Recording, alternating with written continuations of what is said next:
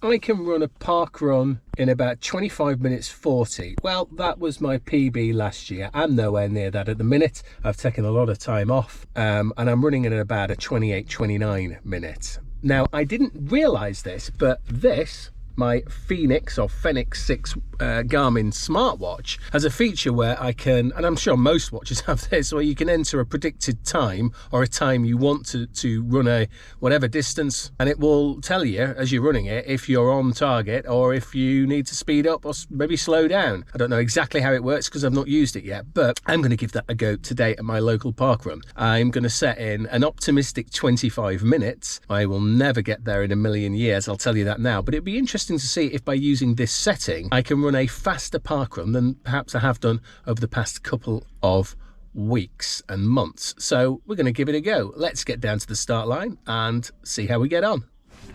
Welcome to Nostell Parkrun. It's a National Trust site. As you can see, it's a beautiful place. On the start line right now, and we're setting off. Away we go. I've got my watch ready. Let's go. So I'm about half a K in. I'm looking at my watch. I'm at 20, just a shade over 25 minutes, but I'm going pretty hard here, and I can feel it a bit. It's a lot harder than I would normally run at this stage of a park run, but away we go.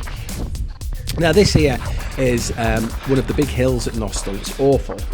It's called the Obelisk, I believe, and it's yeah, it's quite relentless. We have to do this twice. So another look at the watch, and we've shot up to just a shade over 27 minutes, which is down to that hill, but we push on. So I did feel stronger, even though it says 28 minutes 15. We're approaching, I think it was, yes, we're on to lap number 2 now. It's 2 laps around this National Trust site. So on lap number 2. Still feeling fairly strong. Heart rate is through the roof though, but I couldn't see that. I could just tell. I couldn't see it because of the setting on the watch, but I could tell because I was tired at this point.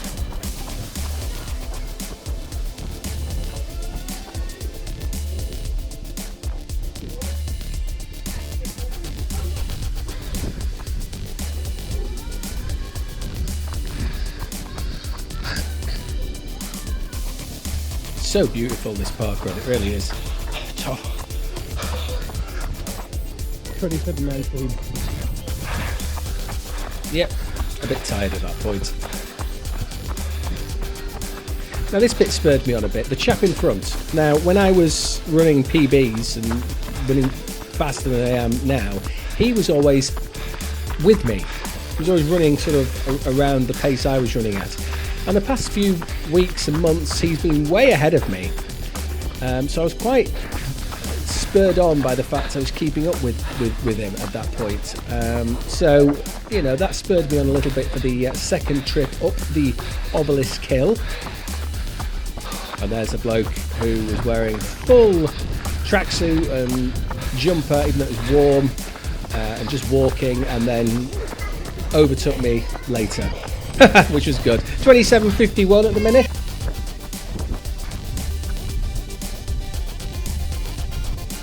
And we're slowly approaching the end of this race. Now, unfortunately, the end is on a hill, which is never a good thing. But it is, and it really does push you towards the end. I was feeling tired at this point. I think my heart rate maxed out at about 190 something, which is really, really high. But yeah, you can see it doesn't do it justice, but there is a bit of a slow hill right up to the finish line. Didn't have the camera filming for the very end of the race, which was annoying, but never mind. I'll waffle on for a bit, then I've got the official results at the end. So I'm back home now. I've had time to sort of recuperate. 28 minutes and 6 seconds is what I did. 5.02 distance. The pace was 5:36. Well, that's interesting because it feels like I ran that faster than before. So there were people who I was running with who I used to run with when I was running faster park runs, and they've been weighing the distance over the past month, and I was running with them, so I thought, oh, I'm doing quite well here. So I'm a little bit confused, really. I thought I'd have done better than I did. I thought I'd have at least been sort of 27.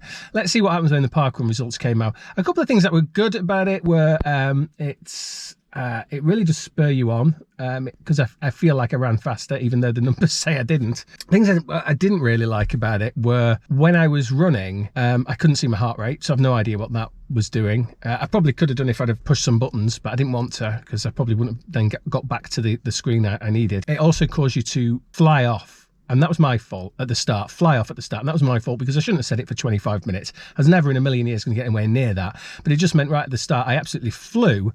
And then I struggled a bit halfway around because I went far too fast at the beginning. But yeah, a strange one.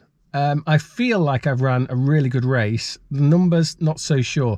When the official parkrun results come out a little bit later on, I'll compare those to the last couple of last month or so, and we'll see where we're at. But will I use it again? I probably will, actually, but I might not be as ambitious. Maybe I'll set it at 26 minutes next time, and we'll see how we get on. And quickly, the official results, as you can see, 28 minutes 10. That's really good for me, actually.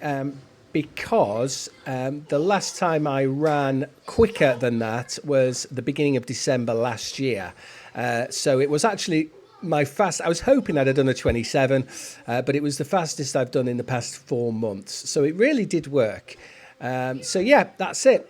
Let's see if we can beat that maybe next week. Thanks for watching this video. Bye for now.